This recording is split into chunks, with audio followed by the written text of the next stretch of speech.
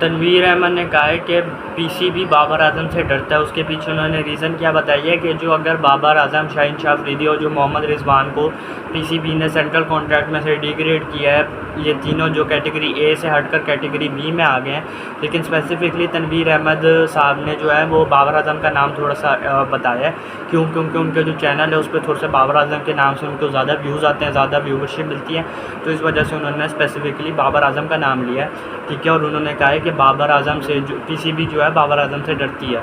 For example अगर सलमान अली आगा को category A में रख दिया जाता और बाबर आजम को कैटेगरी बी में डाल दिया जाता, तो बाबर आजम का एक प्रेशर आता, बाबर आजम के फ़ैन्स का एक प्रेशर आता कि मुझे एक बात बताएं, बाबर आजम कौन है? बाबर आजम के फ़ैन्स कोई क्लैशनकोव लेके आकिब जावेद के पीछे पड़ जाएंगे या माइक हसन के पीछे पड़ जाएंगे, या आकिब जावेद को कोई फांसी दे देनी थी अगर बाबर आजम को कैटेगरी बी में डाल देते? तो मुझे एक बात बताएं ना, बाबर आजम गेम से बड़ा नहीं है, ठीक है?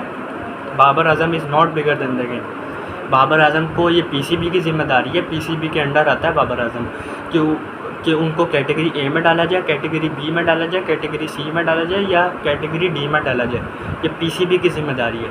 या तो मैं बोलूँ ना कि बाबर आजम के कोई परफॉर्मेंसेज हैं, नाइंसाफ़ी की जा रही है, इस वजह से तनवीर अहमद की स्टेटमेंट आई है। परफॉर्मेंसेज ज़ीरो हैं, ज़ीरो परफॉर्मेंसेज हैं T20 में, इवन ओडीआई में। अब तो बुरा पैच चल रहा है ना, ज़ीरो परफॉर्मेंसेज हैं, ठीक है? वही बात हो गई ना, परफॉर्मेंस 0%, एटीट्यूड 100%।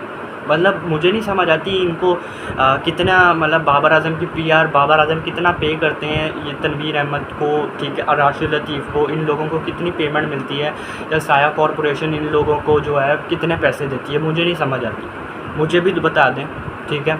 लेकिन मैं कभी भी ऐसी सपोर्ट नहीं लूँगा किसी गलत बंदे की, जो टीम जिसने वक्त के साथ अपने आप को इम्प्रूव ना की हो। मुझे एक बात बताएं ना, पीसीबी बाबर के अंडर आता है या बाबर पीसीबी के अंडर आता है? ऑब्वियसली बाबर पीसीबी के अंडर आता है ना। तो ये पीसीबी की जिम्मेदारी है कि वो कैटेगरी ए में रखेंगे या कैटेगरी बी या सी या डी में, ठीक है? और जो बाबर आजम के फ़ैन की अगर आप बात कर रहे हैं ना कि मतलब इनका प्रेशर आता, क्या कर देना था ज़्यादा से ज़्यादा? तेल छिड़क के पीसीबी के ऑफिस को आग तो नहीं लगा देनी थी ना, ऐसा तो नहीं कर सकता ना कोई भी। ज़्यादा से ज़्यादा इंटरनेट पे प्रेशर बन जाता है, बस एक फ़ैन्स का प्रेशर, वो तो हर बंदे का बनता है।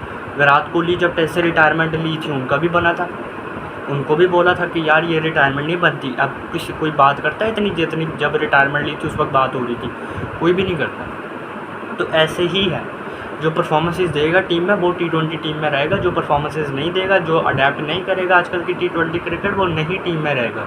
ये क्लियर कट बात है, ठीक है? और जो आप बाबर आजम की इतनी साइड लेते हैं ना जो अपने चैनल पर, तो उसकी अगर थोड़ी सी साइड ले भी रहे हैं ना, तो उसके पीछे एक सॉलिड रीज़न होनी चाहिए, एक सॉलिड रीज़न होना कि पता चले कि हाँ भाई इस बंदे का अपना एक स्टांस है। आपका कुछ स्टांस नहीं नज़र आता, आप मतलब वो कहते हैं आंखें बंद करके आप सिर्फ बाबर आजम की सपोर्ट कर रहे हैं अपने चैनल पे बैठ के। और कुछ लोग होते हैं जो आपके चैनल पे कमेंट भी करते हैं, जो बाबर आजम फैंस होते हैं वो आपके चैनल पे कमेंट भी करते हैं, ठीक है? बाबर आजम की अब इन्होंने एक्सक्लूजन पे बोला, जो एशिया कप में जो एक्सक्लूड होते हैं बाबर आजम, जिनको टीम में नहीं डाला गया ऑब्वियसली एशिया कप के स्क्वाड में, तो इन्होंने बोला कि आप देखिएगा कि ये पैथेटिक तरीन इन्होंने सिलेक्शन की है। मतलब ये तनवीर अहमद की स्टेटमेंट थी। मैं मानता हूँ एज अ सीनियर बैटर होने के नाते बाबर आजम एक सीनियर बैटर है, आपको ये जो बड़े इवेंट्स होते हैं इनमें आपको सीनियर बैटर लाने की ज़रूरत है। लेकिन बाबर भी तो अपनी गेम इवॉल्व करके दिखाया ना। बाबर आजम ने कौन सी अपनी गेम इवॉल्व किया T20 क्रिकेट में? मुझे आप बता दें। एक एंकर प्लेयर होता है हर एक T20 टीम में, ठीक है? वो भी बहुत मुश्किल से मिलता है आपको टीमों में, लेकिन अगर कोई टीम ऐसी है तो उसमें एक एंकर प्लेयर होता है। जो भी सलमान अली आगा हैं टीम में, साहिबजादा फरहान भी मारते हैं, साम अयूब भी मारते हैं, हसन नवाज़ भी मारते हैं, फ़खर जमान भी मारते हैं। हर बंदा टीम में जो आपका बैटिंग ऑर्डर है उसमें मारता है। सिर्फ सलमान अली आगा हैं वो एंकर करते हैं, और एंकर भी नहीं कि सिर्फ पूरे एंकर ही प्लेयर हैं, जब वक्त आने पर एक्सेलरेट भी करते हैं सलमान अली आगा। हमने उनको बहुत मैनी टाइम्स देखा है। तो ये नहीं कि जी वो सिर्फ एक एंकर प्लेयर हैं, सलमान अली आगा एक एंकर प्लेयर हैं, नहीं, ठीक है? और बाबर आजम को अगर आप ये कह चलें, आप मैं मान लेता हूँ कि ठीक है सलमान अली आगा को बाहर कर दो, बाबर आजम को कप्तान भी बना दो टीम का और उसको टीम में भी ले। बाबर आजम की कप्तानी में उन्होंने क्या कर लिया?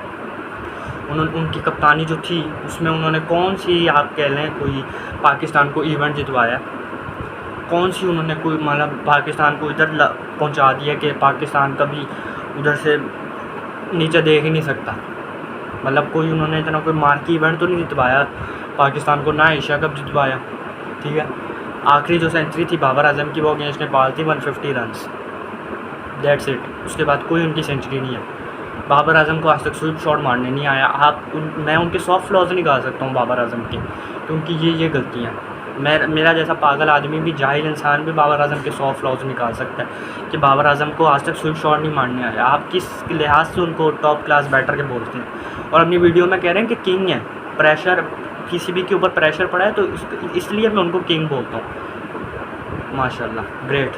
मैं कहता हूँ आप बिल्कुल सही काम कर रहे हैं, बिल्कुल सही काम कर रहे हैं तनवीर अहमद साहब। मुझे नहीं समझ आती आपको कितने पैसे मिलते हैं साया कॉरपोरेशन की तरफ से, और अगर आपको मिलते हैं अच्छे खासे मिलते हैं तो मुझे भी बताएं, ठीक है, ताकि हमें क्लैरिटी हो जाए ना कि इतना मिल रहे हैं आपको पैसे, ताकि हम आप एंड से आपके ऊपर वीडियो ही ना बनाए।